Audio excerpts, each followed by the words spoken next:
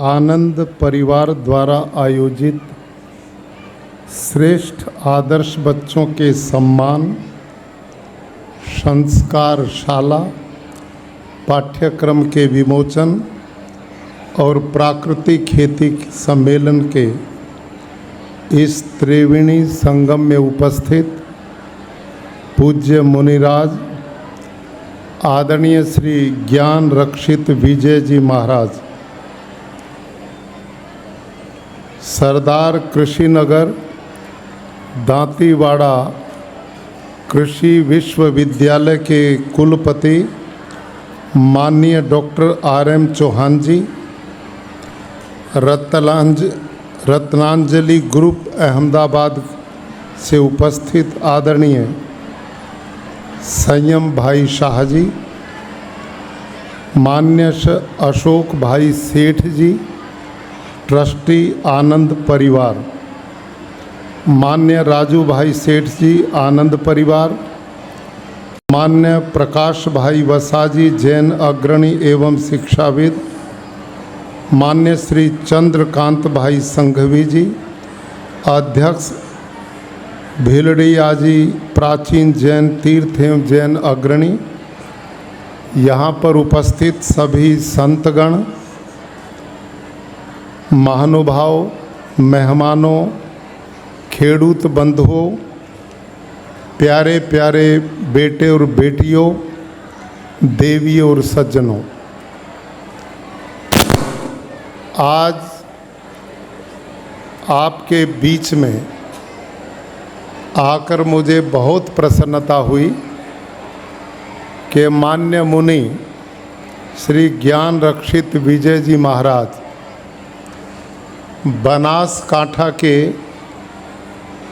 लगभग 55 गांवों में उन्होंने देश की भावी पीढ़ी के निर्माण में मुख्य रूप से आप सब भाई बहनों के बालकों के निर्माण में जो महान कार्य प्रारंभ किया है, उसके लिए संत जी मुनि जी बहुत बधाई और साधुवाद के पात्र हैं। भाई और बहनों, इस देश में विभिन्न संप्रदायों के करोड़ों साधु संत हैं। यदि वो संत ईमानदारी से मुनि ज्ञान रक्षित जी महाराज की तरह कुछ कुछ गांव को पकड़ कर के सुधार का अभियान चला दें तो सारा देश में राम राज्य की स्थापना हो सकती है। यहाँ जितने भी युवा हैं, और मुझे जानकारी मिली है संयम जी के द्वारा कि यहाँ लगभग 50-55 गांव से सरपंच महोदय भी आए हैं। आप सबसे मेरा एक निवेदन है कि देखिए, आपकी सबसे बड़ी पूंजी संपत्ति यदि कोई है तो वो आपके बालक हैं, आपके बेटे बेटियां हैं। यदि वो संस्कारवान बनते हैं, निर्व्यसनी बनते हैं, आज्ञाकारी बनते हैं, आपके कुल के गौरव को बढ़ाने वाले बनते हैं, समाज और राष्ट्र के हितैषी बनते हैं, तो वो आपके कुल के गौरव को दुनिया में पहुंचाएंगे। हमारे पास कितने भी घर मकान हैं, धन दौलत है, सब कुछ है, लेकिन बालक बच्चे संस्कारित नहीं हैं तो वो सारे को शराब पी करके उड़ा देंगे और आपकी प्रतिष्ठा, सम्मान, गौरव को नष्ट कर देंगे। इसलिए हम सब का पहला काम है कि अपने घर के जितने बेटे बेटियां हैं उनको व्यसनों से बचाएं। आज वातावरण इतना दूषित हो गया है कि कहीं पर, ये तो इस प्रदेश का सौभाग्य है कि यहाँ शराब पर प्रतिबंध है, लेकिन उसके बावजूद भी लोग गड़बड़ करते हैं। नशे की चीज़ें, कोई अफीम के नशे, कोई गांजा का नशा, नशा किसी भी प्रकार का है, वो जीवन को बर्बाद करने वाला है। शराब जब अंदर जाती है तो मगज से बुद्धि बाहर आ जाती है, दोनों इकट्ठे नहीं रहते। शराब अंदर है तो बुद्धि बाहर है, और बुद्धि नहीं है तो किसी भी प्रकार की बुराई से आदमी बच ही नहीं सकता। जो बच्चे छोटी उम्र में और बड़े लोग भी, आप अपने पड़ोस में देखें, समाज में देखें, जिन व्यक्तियों में नशों की लत बीमारी लग जाती है, वो घर बर्बाद हो जाते हैं, आर्थिक रूप से पिछड़ जाते हैं, लोग उनको सम्मान की दृष्टि से नहीं देखते, और पढ़ने वाले बच्चों में बीमारी आ गई तो पढ़ाई कर ही नहीं सकते। और आप माता पिता को जब बच्चे बिगड़ते दिखाई देते हैं तो घर में कितनी अशांति होती है, दुख का वातावरण होता है।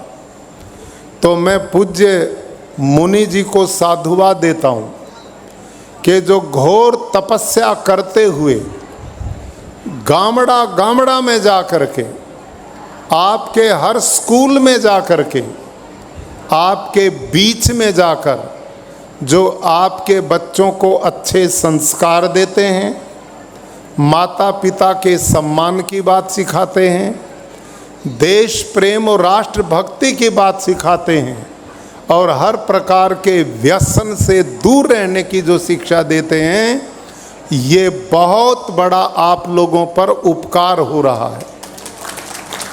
आप सबको संत जी के इस मिशन में मुनि जी को बहुत सहयोग करना चाहिए।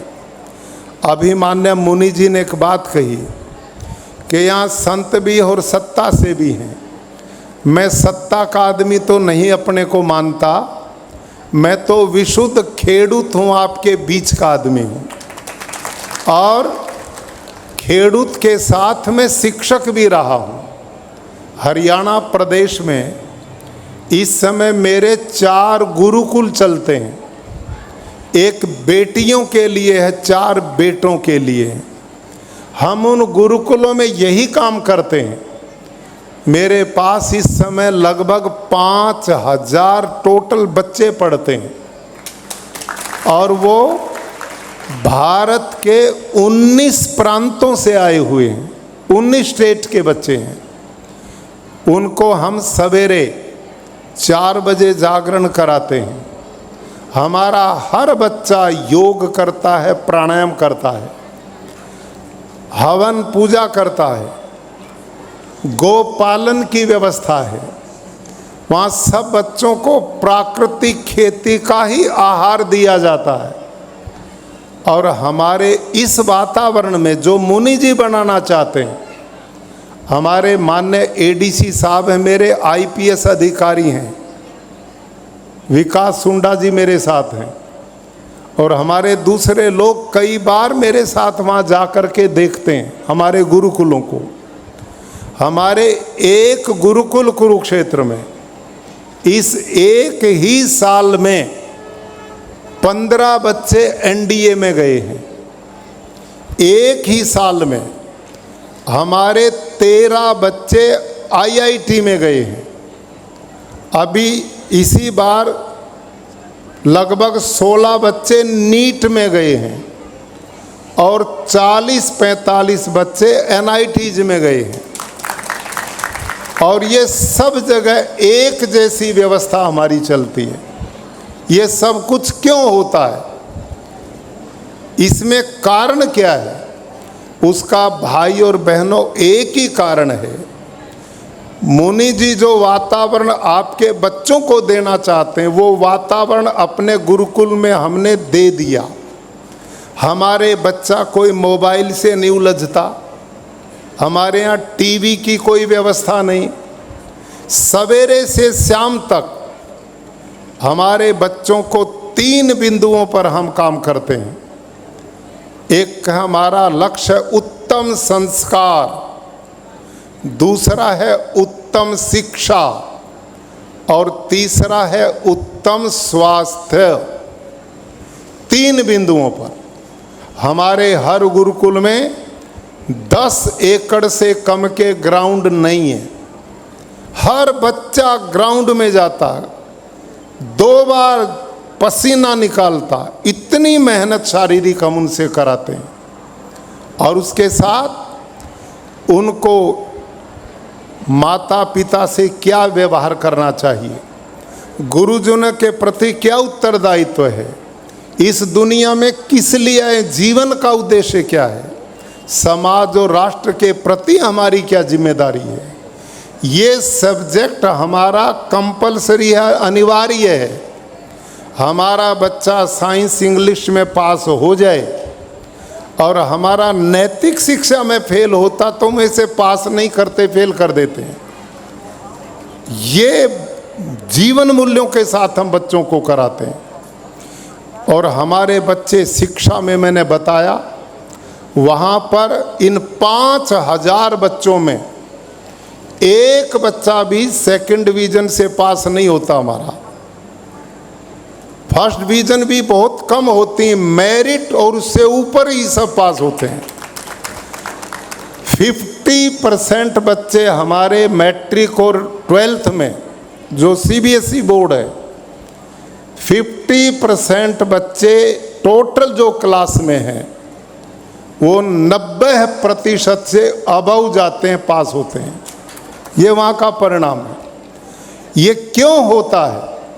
वहाँ कोई नशे का सवाल ही नहीं होता, वहाँ कोई व्यसन आ ही नहीं सकता। बच्चों को इतने बढ़िया वातावरण में हम रखते हैं और तपस्वी जीवन बालक का होना चाहिए। हमारे यहाँ महापुरुषों ने लिखा है, विद्यार्थी न कुतो विद्या, विद्यार्थी न कुत सुखम, विद्यार्थी वा त्यजेत विद्याम, विद्यार्थी वा त्यजेत सुखम। कि विद्यार्थी को पढ़ाई के समय कभी सुख की इच्छा नहीं करनी चाहिए। जो सुख की इच्छा करेगा उसे विद्या नहीं आएगी। आप याद करो, भगवान राम और कृष्ण वो भी गुरुकुलों में ही पढ़े थे। राज परिवार के वो बेटे थे, राजाओं की संतान थे, सभी तरह के सुख थे, लेकिन उन्होंने अपने छोटे छोटे बच्चों को सबको जंगल में भेजा। ऋषियों के आश्रम में वो धरती पर सोते थे, जंगल से लकड़ी चुगते थे, गौओं का पालन करते थे और अपनी ही नेचुरल प्राकृतिक खेती जंगल में करके वही आहार वो खाते थे। और उसी तपस्या का परिणाम कि वो संस्कार और विचार उनको कितना महान आदमी बना गए कि आज हजारों साल के बाद भी हम उनको स्मरण करते हैं, उनको अपना आदर्श मानते हैं। इसलिए आप सब भाई बहनों से मेरा निवेदन है कि आप बहुत आर्थिक उन्नति करें, सामाजिक उन्नति होनी ही चाहिए, लेकिन इन दोनों का लाभ तब होगा जब हम अपने बच्चों को संस्कारित करेंगे, अपने बच्चों को बलवान बनाएंगे, उनकी बुद्धि को कुशल बनाएंगे। और ये हमेशा अच्छे विचारों से बनती है। अच्छे विचार ही सबसे बड़ी पूंजी है।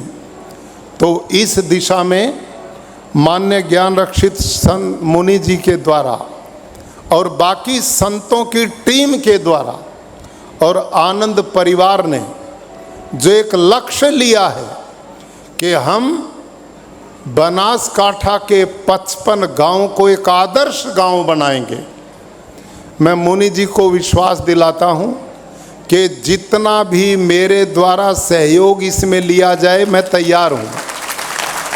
भरपूर सहयोग इसमें मिलेगा। इससे बड़ा पुण्य कोई काम है ही नहीं। और जितने यहाँ पर खेडूत बंधु, सरपंच, पंच और आदरणीय लोग बैठे हैं, उन सब से भी मेरा निवेदन है कि आप जो खेती बाड़ी कर रहे हो, ये जो भावी पीढ़ी जिनकी बात मैं कह रहा हूँ, यदि यही रासायनिक खेती आप करते रहे तो इन पीढ़ियों को और इनसे अगली पीढ़ियों को खेती तो दूर, पीने का भी पानी नहीं मिलेगा। और इस समय जो रिसर्च हो रही है, सौभाग्य से हमारे बीच में माननीय डॉक्टर RM चौहान जी वाइस चांसलर बैठे हैं, कुलपति हैं सरदार कृषि नगर दांतीवाड़ा के। ये लोग बहुत रिसर्च कर रहे हैं। अभी हर महीने राजभवन में हमारी मीटिंग होती है, प्राकृतिक खेती को कैसे बढ़ाएं। तो माननीय कुलपति महोदय ने रिसर्च दिखाई है कि प्राकृतिक खेती से उत्पादन पैदावार कम नहीं होती। अभी इन्होंने हल्दी का उत्पादन यूनिवर्सिटी में किया, रासायनिक खेती वालों से 2 गुना उतनी ही जमीन में प्राकृतिक में पैदा हुई है, 2 गुना। ऐसा ही ना कुलपति जी? और फिर इन्होंने उसकी क्वालिटी देखी। जो रासायनिक खेती यूरिया, DAP, जंतुनाशक आप डालते हो, उसमें तो जहर मिल रहे हैं। और अभी पिछले दिनों देश की 2 यूनिवर्सिटी हैं, एक है पश्चिमी बंगाल में और एक तेलंगाना में, एग्रीकल्चर यूनिवर्सिटी। वहाँ के कृषि वैज्ञानिकों ने रिसर्च की है कि जो चावल आप खा रहे हैं देश के लोग और जो गेहूं खा रहे हैं, उसमें 45% 45% पोषक तत्व ही खत्म हो गए। उनमें पोषक तत्व बचे ही नहीं हैं और धरती बंजर बना दी है। आज यदि यहाँ स्क्रीन होती तो मैं आपको वो रिपोर्ट दिखाता आपकी आंखों से। मेरे अपने खेत जो कुरुक्षेत्र में, जहाँ गुरुकुल के बच्चों के लिए हम सभी तरह के अनाज पैदा करते हैं, हमारे खेतों में खेडूत भाइयों 1 एकड़ में 10 से 15 लाख हड़सिया काम करता है। 1 एकड़ में असंख्य सूक्ष्म जीवाणु काम करते हैं। पक्षी हमारे मित्र बन गए हैं।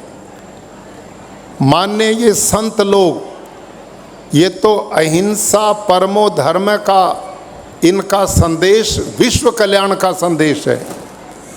ये जो रासायनिक खेती है, ये हिंसक खेती है। इसमें मारने का काम है चारों तरफ। आपसे मैं पूछता हूँ, जितने खेडूत भाई, सरपंच महोदय, सब खेडूत है ना यहाँ पे? बोलो, खेडूत हैं।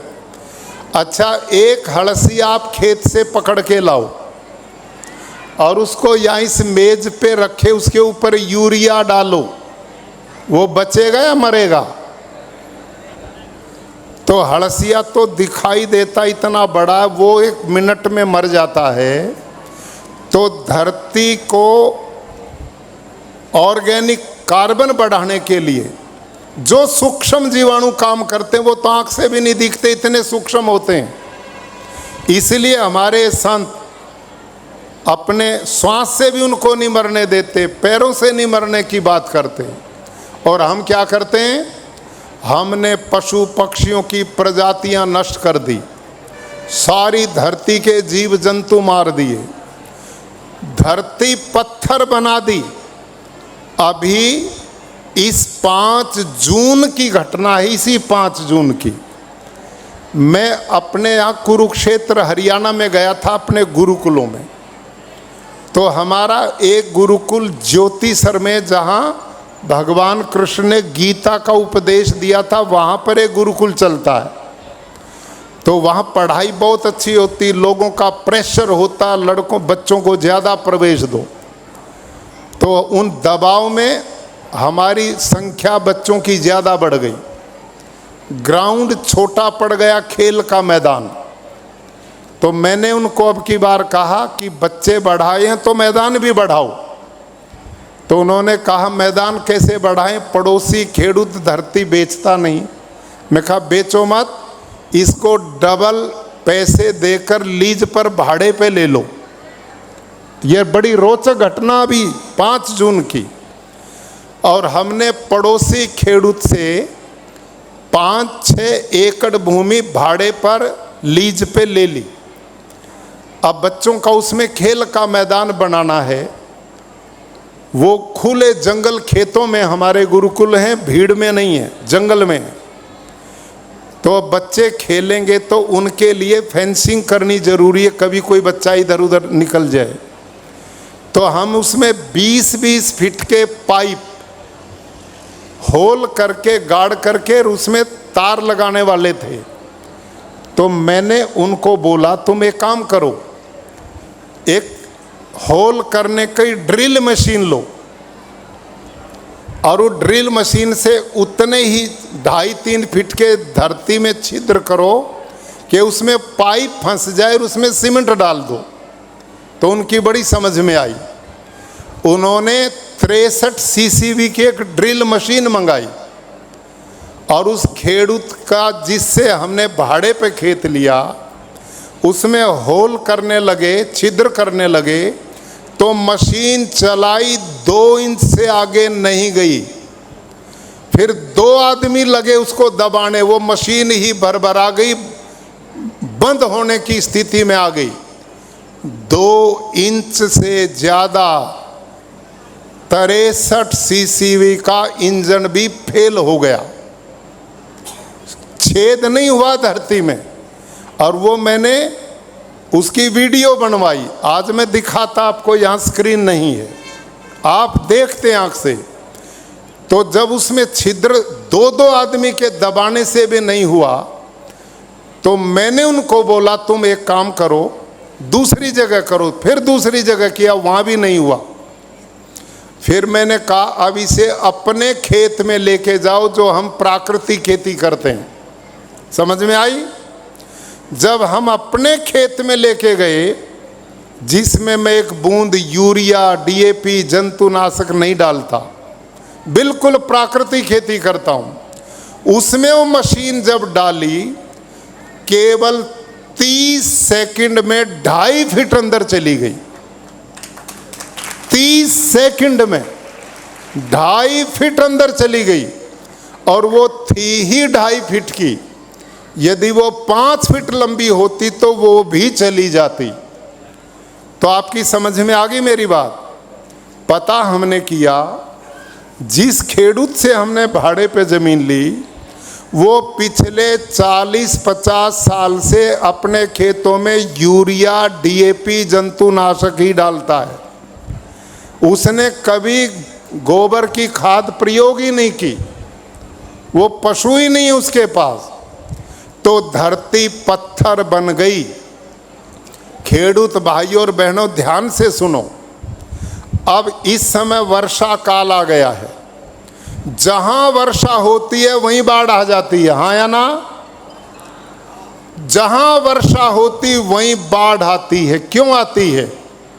क्योंकि आप सब खेडूत ने अपनी धरती को यूरिया, डीएपी डाल डाल करके पत्थर बना दिया, बंजर बना दिया।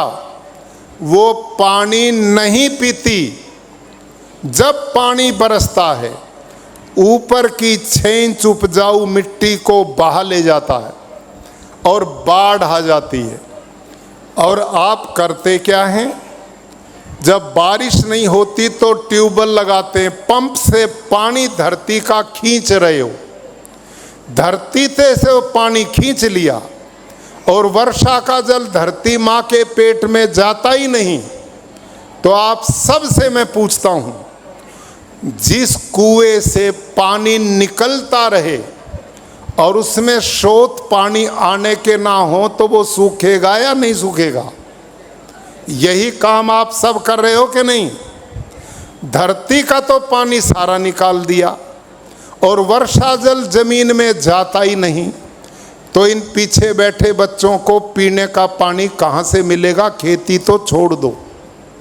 आज ये स्थिति पूरे देश की हो चुकी है।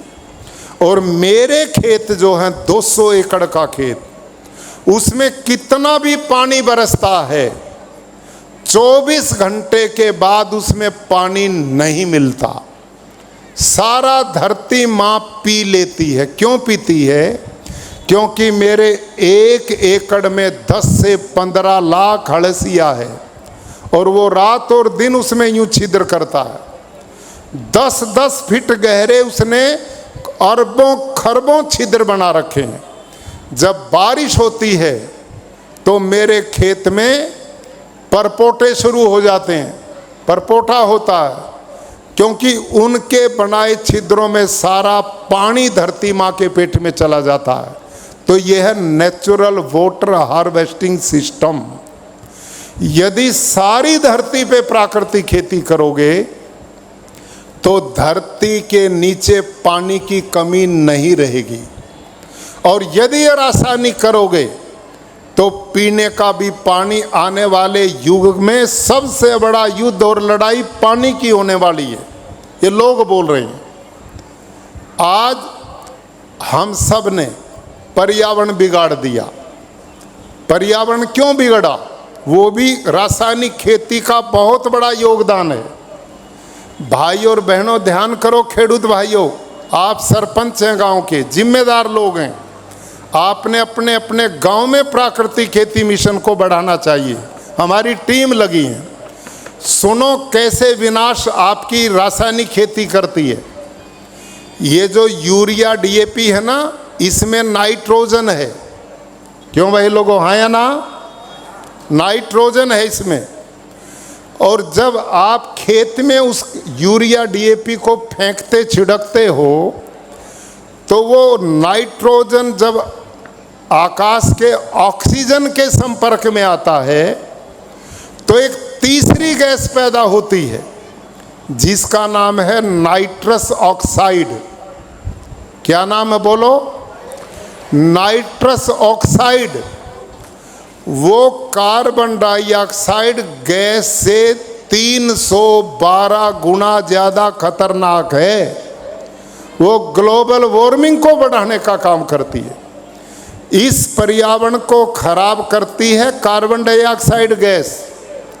लेकिन उस कार्बन डाइऑक्साइड से 312 गुना ज़्यादा खतरनाक आप खेडूत यूरिया डीएपी डाल करके खेत में उस गैस को पैदा करते हो। कितना बड़ा पाप है। इसी का कारण है आज धरती का तापमान बढ़ गया। इस साल 52 डिग्री तक सेल्सियस टेम्परेचर हो गया। इतनी गर्मी लोग कहते हैं जीवन में कभी देखी नहीं। और इस गर्मी से जो ग्लेशियर हैं, जो बर्फ के पहाड़ हैं, वो पिघल रहे हैं। अब इस मई के महीने में 300 किलोमीटर लंबा एक ग्लेशियर टूट करके अलग हो गया। और इससे पहले 2 इतने बड़े बड़े अलग हो चुके हैं। वैज्ञानिक लोग कहते हैं यही गर्मी बढ़ती रही, ऐसे ही धरती का प्रदूषण हम बढ़ाते रहे तो इससे वो जो वातावरण को संतुलित रखते हैं ग्लेशियर, वो सारे पिघल करके समुद्र में आ जाएगा पानी।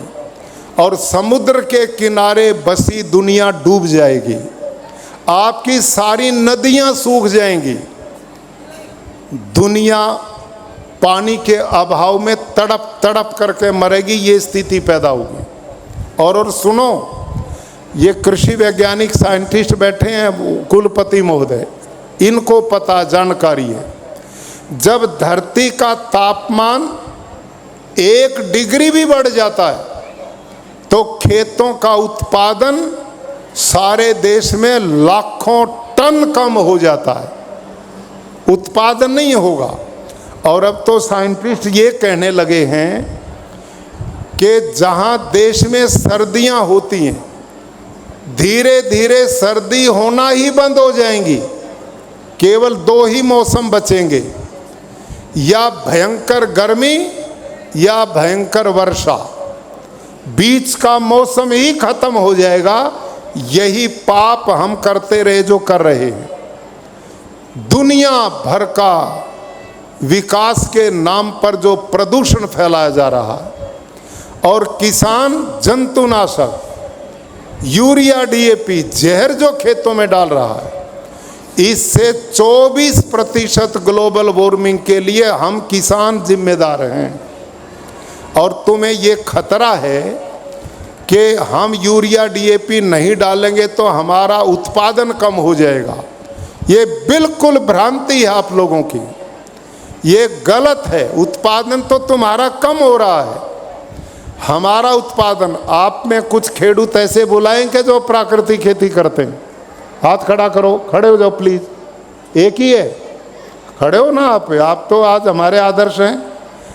ये प्राकृतिक खेती का और भी देखो 3, 4, 5, खड़े हो जाओ प्लीज, जो प्राकृतिक खेती करते हैं। सरपंच लोगों ध्यान करो, ये खेडूत हैं, इनसे पूछो ईमानदारी से, रासायनिक खेती से आपका उत्पादन बढ़ा या प्राकृतिक से बढ़ा या घटा है? बढ़ गया ना, कम तो नहीं होता। आप बताओ, आपका उत्पादन कम तो नहीं हुआ, घटा तो नहीं है। तो इनकी समझ में क्यों नहीं आता? इनको भी समझाना है। मुनि जी, अब ये मिशन भी लेना है, हम आपके साथ हैं। इनसे ये आर्थिक सामाजिक बचेंगे। और दूसरा, एक और बात, ये जो रासायनिक खेती, बैठिए प्लीज, रासायनिक खेती है, ये मुनि जी हिंसा की खेती है। इसमें मारने का काम है। आपने हड़सिया मार दिया, सूक्ष्म जीवाणु मार दिए, कितनी पक्षियों की प्रजातियां चली गई, कितने जीव जंतु मार दिए। जब मार करके जो चीज पैदा होगी उसमें भी हिंसा है। जैसा अन्न वैसा मन। आप जो लोगों को खिला रहे हैं, इससे आदमी में हिंसक प्रवृत्ति, मार धाड़ की प्रवृत्ति पैदा होती है। और इसी का परिणाम है, आप कहीं पार्किंग में गाड़ी भी लगाते हैं ना लोग, और थोड़ी इधर उधर हो जाती, वहीं गोलियां चल जाती। हुआ ना, आए दिन गाड़ी में जा रहे हैं, कोई बराबर से निकल गया तो बज जाती हैं। टोल टैक्स पर रोज मरते हैं, कोई सहन शक्ति नहीं बची, एक दूसरे को मारने को तैयार है। हर आदमी क्रोधित हो गया है। ये क्यों हुआ? गीता में भगवान कृष्ण कहते हैं, आहार शुद्धौ सत्व शुद्धि। आहार की शुद्धि से ही विचारों की शुद्धि है, और विचार और शरीर अन्न से बनता है, और अन्न आपका हिंसा से बना है, तो हमारे विचार पवित्र कैसे बनेंगे? जहर हम खा रहे हैं, घर घर कैंसर हो रहा है, डायबिटीज हो रही है, हार्ट अटैक हो रहे हैं, असाध्य बीमारियां आ रही हैं। आप सब सरपंच महानुभाव बताइए, आज से 50 साल पहले कोई कैंसर को जानता था? क्यों भाई सरपंच लोगों, 50 साल पहले कोई कैंसर को जानता था क्या? हार्ट अटैक को जानता हो, डायबिटीज को जानता हो। अब अस्पताल भरे पड़े हैं, बेड नहीं मिलते। क्यों? क्योंकि हम ये जहरीला भोजन ले रहे हैं। स्लो पॉइजन सबके शरीर में जा रहा है, इससे विचार भी बिगड़ रहे हैं और शरीर का स्वास्थ्य भी बिगड़ रहा है। इसका समाधान केवल प्राकृतिक खेती है। आप सब खेडूत भाई, हमारे आत्मा विभाग ने, प्रदेश की सरकार ने, सब लोग, कृषि विभाग, हमारी यूनिवर्सिटी ईमानदारी से जुटे हुए हैं कि हम गुजरात को एक आदर्श स्टेट बनाए। जैसे 55 गांव मुनि जी ने लिए हैं, हम पूरे गुजरात को जहर मुक्त प्रदेश बनाना चाहते हैं। और आपको खुशी होगी, अब तक लगभग 9.5 लाख खेडूत प्राकृतिक खेती करना शुरू कर चुके हैं गुजरात में। और इस साल हमने लक्ष्य लिया है, इस साल हमने 10 लाख और नए खेडूत जोड़ने हैं। और मुझे प्रसन्नता है, भारत के यशस्वी प्रधानमंत्री श्रीमान नरेंद्र मोदी जी, उन्होंने एक मिशन दिया हम सबको कि भारत के किसान को समृद्ध करना है, उनको खुशहाल बनाना है, उनकी इनकम आय बढ़ानी है। उसका कोई तरीका नहीं है, एक ही तरीका है प्राकृतिक खेती। क्यों? प्राकृतिक खेती में खर्चा है ही नहीं, इसमें खर्चा नहीं होता और उत्पादन भी कम नहीं होता। ये जैविक खेती नहीं है, कभी आप इसे जैविक खेती मानो। जो जैविक खेती ऑर्गेनिक फार्मिंग है उसमें उत्पादन कम होता है, उसमें खर्चा भी कम नहीं होता, मेहनत भी कम नहीं होती और उत्पादन भी नहीं बढ़ता। लेकिन जिस खेती का प्रचार हम कर रहे हैं, प्राकृतिक खेती, नेचुरल फार्मिंग, इसमें पहले ही साल ईमानदारी से आप करेंगे। इसमें केवल एक ही चीज़ की ज़रूरत है, गौ माता की। देसी गौ माता घर में चाहिए, और वो गाय कांकरेज, गिर, राठी, साहिवाल, थारपारकर, जो भारतीय नस्लें हैं, इन्हीं में क्वालिटी पाई है। हमारे साइंटिस्ट ने रिसर्च किया है, देसी गौ माता के 1 ग्राम गोबर में 300 से 500 करोड़ सूक्ष्म जीवाणु हैं जो धरती के ऑर्गेनिक कार्बन को, गुणवत्ता को बढ़ाते हैं। गौ माता का छाण खेत में डालते हैं जीवामृत के रूप में और घन जीवामृत के रूप में। 11 दिन में हड़सिया दिखना शुरू हो जाएगा और ये हड़सिया अपने परिवार को बढ़ाना शुरू करता है। एक हड़सिया अपने जीवन में 50,000 बच्चों को जन्म देता है। और ये हड़सिया जब मरता है ना, कुदरती मरता है, अपनी आई मौत से मरता है, तो धरती माँ के 16 प्रकार के पोषक तत्वों की पूर्ति करता है। और जो सूक्ष्म जीवाणु हैं वो आकाश से नाइट्रोजन नेचुरल लेते हैं और भोजन बनाकर पौधों को देते हैं। किसी चीज़ की बाहर डालने की जरूरत नहीं है, कोई बाजार से खरीद करने की जरूरत नहीं। अंत में अपनी बात में समाप्त करता हूँ। प्राकृतिक खेती में न तो आपका उत्पादन कम होगा, आपकी धरती जो बंजर बन गई दोबारा उपजाऊ बन जाएगी। धरती माँ के नीचे का पानी है वो अपने आप बढ़ने लग जाएगा। इस खेती में गौ माता का भी पालन और बचाव होगा। इसमें खर्चा न होने से आपकी इनकम अपने आप बढ़ेगी, उत्पादन नहीं घटेगा। तो इससे पर्यावरण भी बचेगा। 2.5 लाख करोड़ रुपया भारत सरकार एक साल में यूरिया, DAP बाहर से मंगाने पे खर्च करती है। 2.5 लाख करोड़ तो किसान में वैसे बंटे तो गरीबी कम हो जाए। आप जहर खरीदते हैं और उस जहर को खेत में डालते हैं, वो फिर फसलों में जाके लोगों में जाता है, सब लोग बीमार होते हैं, फिर वो अस्पताल में पहुंचाए जाते हैं, फिर दवाई का चक्रव्यूह चलता है, चारों तरफ लूट का अभियान चलता है। इन सब से मुक्ति का तरीका खेडूत भाइयों, प्राकृतिक खेती में आप बिल्कुल मत डरिए। मैं 200 एकड़ में प्राकृतिक खेती करता हूँ, मेरा उत्पादन हर चीज़ का बढ़ रहा है और हर साल बढ़ता है। पहले जितना दूसरे साल और ज़्यादा, तीसरे साल और ज़्यादा। क्यों? क्योंकि हर साल धरती की गुणवत्ता बढ़ रही है, धरती का ऑर्गेनिक कार्बन बढ़ रहा है और आपकी धरती का ऑर्गेनिक कार्बन घट रहा है। आपकी धरती हर साल बंजर हो रही है। मैं दुनिया के साइंटिस्ट को, कृषि वैज्ञानिक को चैलेंज करता हूँ दुनिया का कोई कृषि वैज्ञानिक इस मंच पे आके घोषणा करे यूरिया, डीएपी, जंतुनाशक डालने से धरती की गुणवत्ता बढ़ती है, ऑर्गेनिक कार्बन बढ़ता है, तो हम उसे आज ही गुरु स्वीकार कर लेंगे। बढ़ ही नहीं सकता।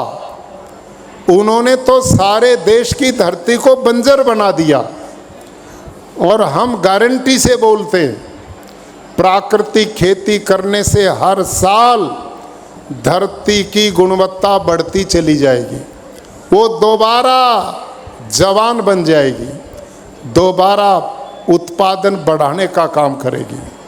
ये अंतर है इसमें।